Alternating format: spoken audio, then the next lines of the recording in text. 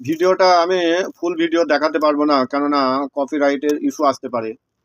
মুম্বাই থেকে কলকাতাগামী একটা ইন্ডিগো বিমানে ছেলেটা তো আপনারা দেখতেই পাচ্ছেন, মাথায় টুপি পরে আছে, মুখে দাঁড়িয়ে আছে, কালো কুর্তা পরে আছে।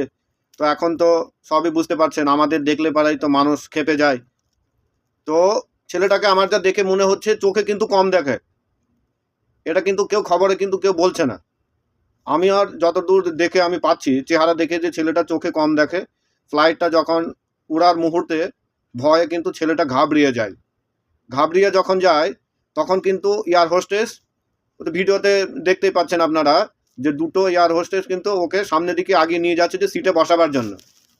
কিন্তু ওখানে যে কোনো এক অন্ধভক্ত বসে আছে, গবর ভক্ত ওখানে বসে আছে। তো সে একটা সপাটে মেরে দিল চর, দেখলে পারাই তো হাত সুরসুর করে। মানে ভিডিওটা দেখার পরে আমি খুব দুঃখিত।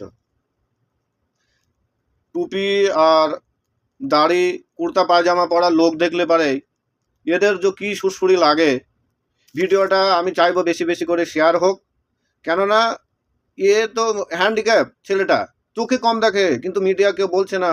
আমি যতদূর ভিডিওটা দেখলাম ছেলেটা ভয়ে ঘাবড়ে গিয়েছে, তারপরে মারলো সপাটে চর।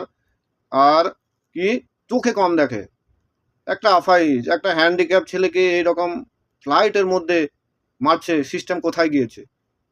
আমি চাইবো ভিডিওটা বেশি বেশি করে শেয়ার হোক।